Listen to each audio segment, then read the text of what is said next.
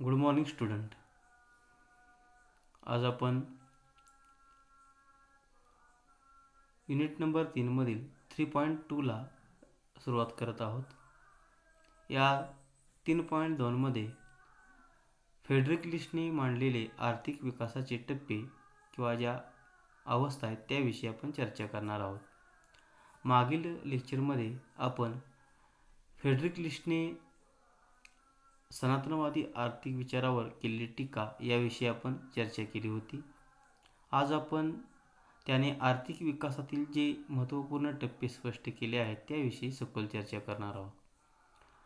Frederick लिस्टने आपल्या national system of political economy या ग्रंथामधील पहिल्या खंडामध्ये आर्थिक विकासाच्या विविध टप्प्यांचे किंवा अवस्थांचे विश्लेषण केले आहे. त्यालाच लिस्टचा आर्थिक उत्क्रांतीविषयक सिद्धांत असेही म्हटले जाते.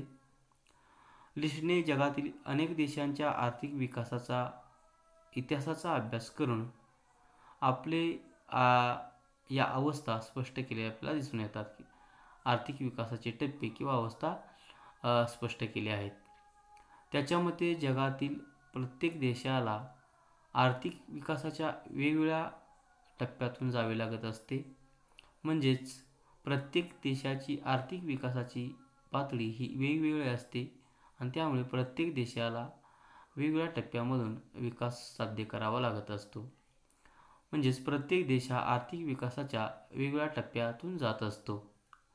सनातनवादी विचारवंतांनी जे मत मांडले होते त्याच्या विरुद्ध मत किंवा त्यांच्या सनातनवाद्यांच्या विचाराला त्याने प्रखर विरोध करून आपला हा सिद्धांत स्पष्ट या ठिकाणी केलेला आपल्याला दिसून येतो.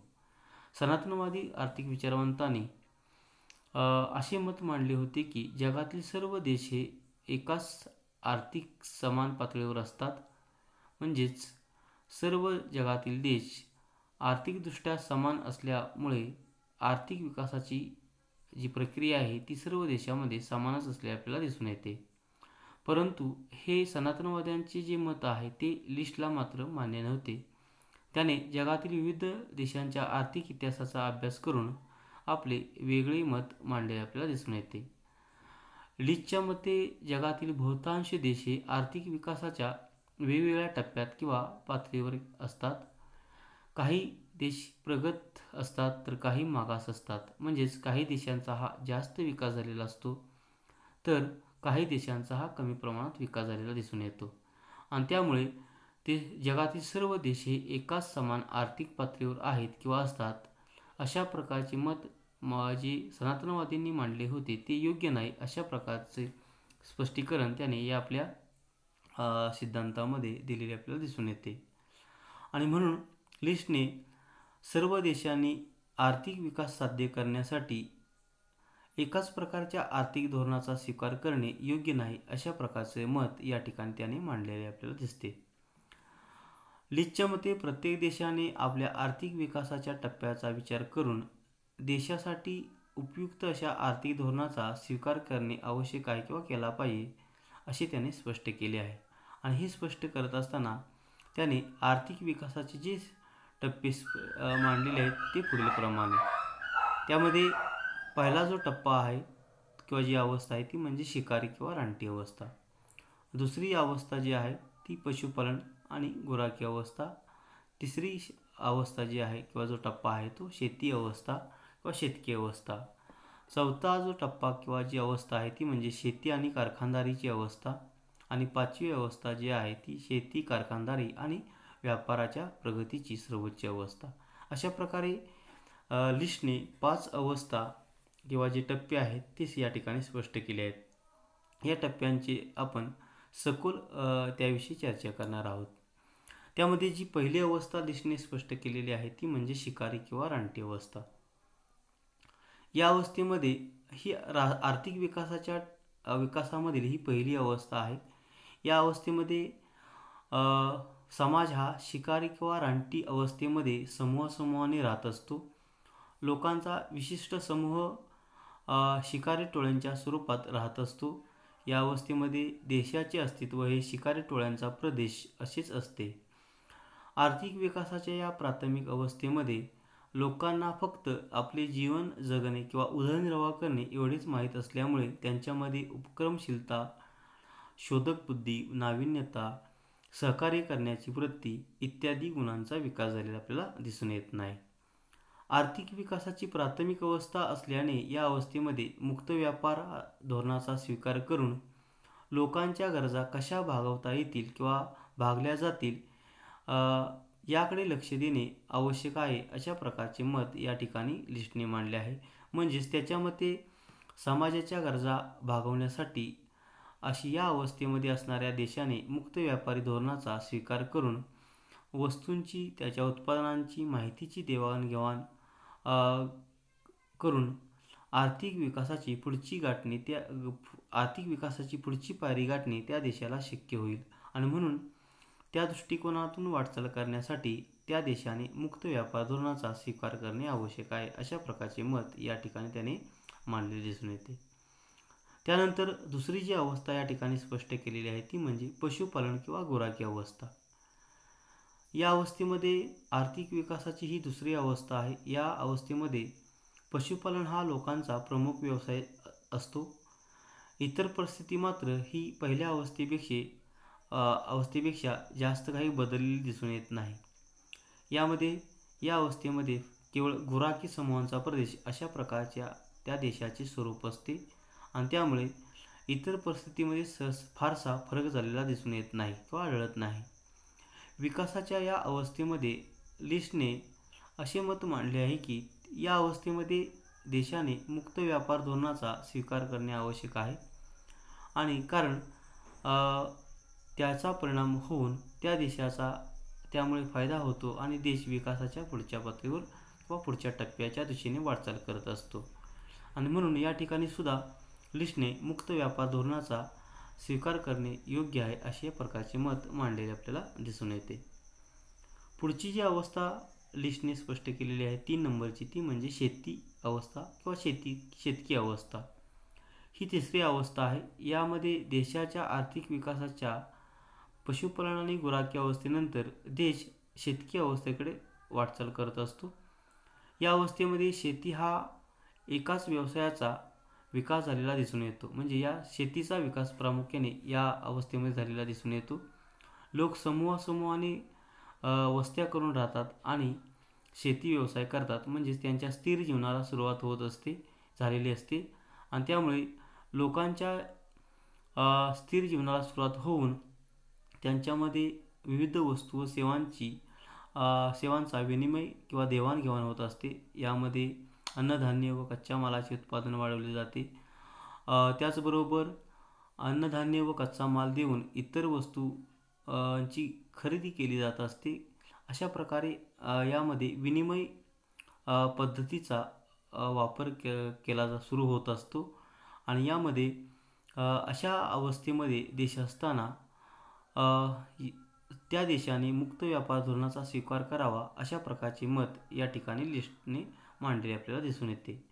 लिस्टच्या मते मुक्त व्यापार धोरणामुळे देशातील शेतमाल इतर देशांमध्ये निर्यात करून त्या देशांच्याकडून शेतमालाच्या मोबदल्यामध्ये किंवा बदल्यात देशाच्या विकासासाठी लागणाऱ्या आवश्यक इतर वस्तू किंवा भांडवली वस्तू आयात करता येतील आणि त्याचा वापर करून देशाचा आर्थिक विकास वेगाने घडवून आणता येईल, अशा प्रकारचे मत या ठिकाणी त्याने मांडलेले आपल्याला दिसून येते.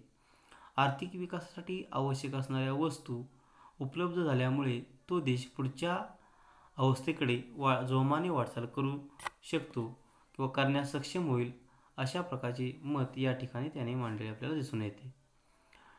त्यानंतर पुढची जी अवस्था, चौथी अवस्था आहे ती म्हणजे शेती आणि कारखानदारीची अवस्था. आर्थिक विकासाच्या या अवस्थेमध्ये शेतीबरोबरच कारखानदारी किंवा उद्योगांचा विकास होण्यास सुरुवात झालेली असते. उद्योगधंदे वाढत असले तरी त्यांची वाढ ही प्राथमिक अवस्थेमध्ये असते. म्हणजेच हे उद्योगधंदे हे बाल्य अवस्थेमध्ये असलेले आपल्याला दिसून येतात.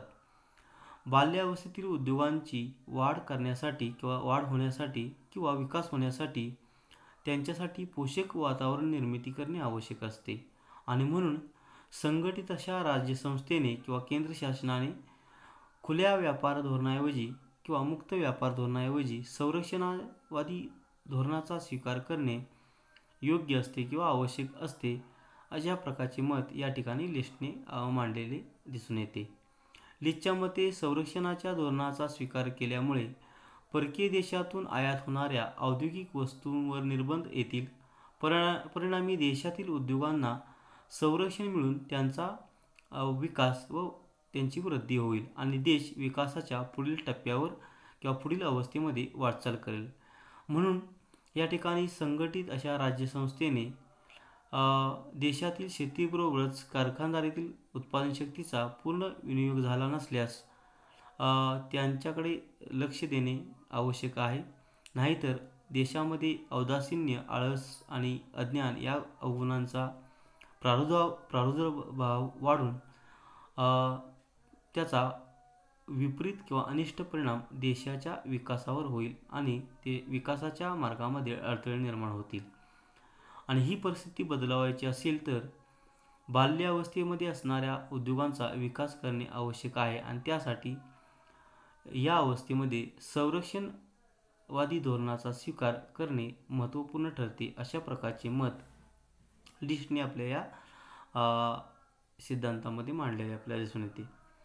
त्यानंतर त्याने जी 5वी किंवा पुढची जी अवस्था स्पष्ट केलेली आहे ती म्हणजे शेती, कारखानदारी व व्यापाराच्या प्रगतीची सर्वोच्च अवस्था.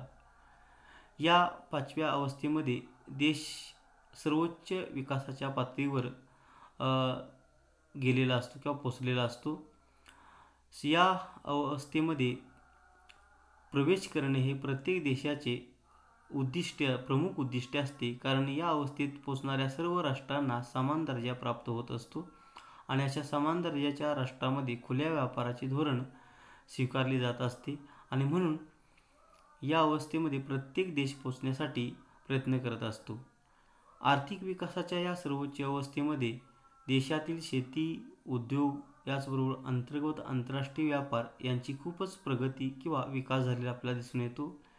विकासाच्या यापूर्वीच्या अवस्थेमध्ये उद्योगांना संरक्षण दिल्यामुळे उद्योगधंद्यांचा विकास घडून येत असतो आणि त्यामुळे पुन्हा या अवस्थेमध्ये उद्योगांना संरक्षण देण्याची गरज भासत नाही. देशातील शेती, उद्योग व व्यापार या व्यवसायांचा किंवा या क्षेत्रांचा योग्य समन्वय साधला जाऊन राष्ट्राची सर्वांगीण प्रगती झालेली आपल्याला दिसून येते. आणि राष्ट्राची सर्वांगीण प्रगती होण्यासाठी किंवा हे उद्दिष्ट साध्य करण्यासाठी आर्थिक उत्क्रांतीचे हे अंतिम ध्येय असते आणि त्यासाठी खुल्या व्यापारी धोरणाचा स्वीकार करणे योग्य असल्याचे मत या ठिकाणी लिस्टने मांडलेले आहे.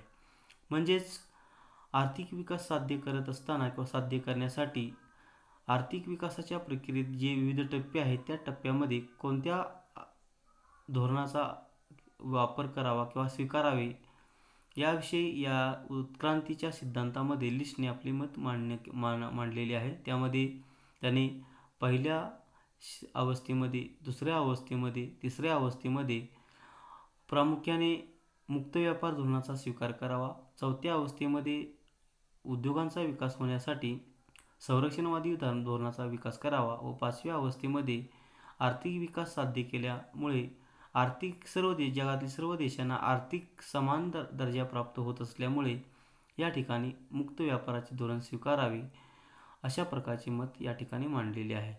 आणि म्हणून अशा प्रकारे या विविध अवस्थांचा स्पष्टीकरण करत असताना लिस्टने खुल्या व्यापारी धोरणाचा कशा प्रकारे स्वीकार करणे योग्य आहे हे या ठिकाणी त्याने स्पष्ट केलेले आहे आणि ते देशासाठी कशा प्रकारे फायदेशीर ठरते याविषयी त्याने आपले स्पष्टीकरण या ठिकाणी दिलेले दिसून येते.